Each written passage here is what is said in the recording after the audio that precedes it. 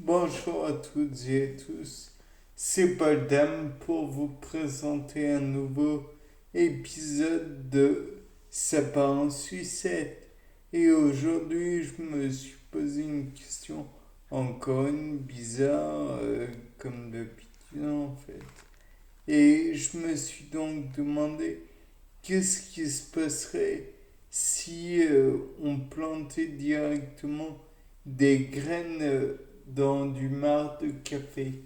Des graines, pas forcément des graines aléatoires, des graines par exemple que l'on utilise pour le gazon dans du marc de café.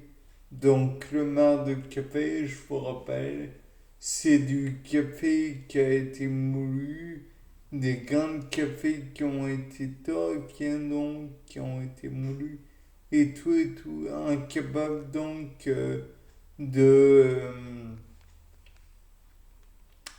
de regermer par la suite. Mais le fait est que il existe différentes euh, qualités de café, et comme le Black Ivory ou le Copelouac, et j'en passe des meilleurs. Et donc la question c'est, est-ce que la flore bactérienne qui pourrait être dans le, comment dire, le tractus intestinal d'un éléphant ou le tractus intestinal d'une civette asiatique pourrait influer. Donc je me dis que oui, puisque chacun peut avoir comment retirer une petite couche d'éléments, et en même temps je me dis que les grains de café ont quand même été levés, donc peut-être est-ce une différence, mais différence très légère. De plus, c'est peut-être que avec le, comment dire, avec la flore intestinale de chaque animal, on aurait pu envisager qu'ils produisent autre chose. Mais ils ont été lavés, les grains de café. Donc je doute que cela puisse apporter grand-chose. Toujours est-il que dans le café, on notera la présence de, comment, de potassium. Donc, bon, potassium, il y a de l'azote, il y a de l'oxygène, donc des nitrates, il y aura du phosphore. De là, on peut dire parfait. Il y aura éventuellement du magnésium, puisque, je vous le rappelle, le magnésium est un élément constitutif de la chlorophylle. Certes, le café n'est pas, comment dire, forcément vert, mais il peut. Donc, éventuellement, si on décompose le fruit autour du grain de café qui a été donc fermenté, séché, brûlé, torréfié, enfin bref, peut-être que ça induit, ça apporte quelques atomes de magnésium en plus. De plus, oui, il y a encore toujours des plus, de plus, de plus, de plus. On sait qu'il y a éventuellement des sucres, il y a éventuellement des protéines qui vont être déposées. Donc les protéines qui sont d'ailleurs responsables en partie des arômes pourraient éventuellement être des acides constitués avec des acides aminés comme la méthionine ou la cystéine, donc contenir des atomes de soufre. Je vais loin, comme d'hab. Et à partir de ça, on peut se dire éventuellement que s'ils ont éventuellement donc des arômes particuliers, ils peuvent aussi les avoir retirés des fesses de civette asiatique ou de celles de l'éléphant.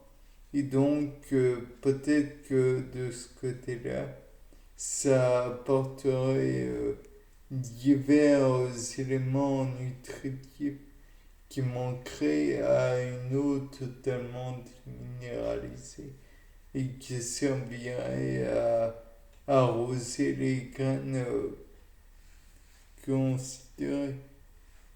Bien sûr, il y a toujours le problème que les grains de café pourraient avoir emmené avec eux des éléments indésirables de fesses. Mais théoriquement, les grains de café, le café qui est issu de cette fermentation intestinale de l'animal, comment dire, sont dépourvus, sont lavés. Donc, il n'y reste plus rien. Néanmoins, on peut envisager d'autres choses, comme éventuellement peut-être que les bactéries ont réussi à trouver des logettes dans des grains de café qui ont été vendus. Ou alors, ces mêmes bactéries auraient pu être présentes durant un moment, comment dire, ont modifié leur habitat, qui est le marc de café, durant un moment. Et comme ils n'ont pas été brûlés vraiment, plutôt torréfiés dans l'intestin de l'animal, peut-être que ça a modifié juste la constitution du café et donc ça n'a pas tué les bactéries.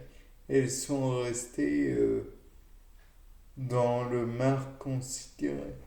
Ou alors on peut envisager que via la plantation de graines autres dans le marc de café, ça a donné une deuxième possibilité de s'adapter aux bactéries considérées.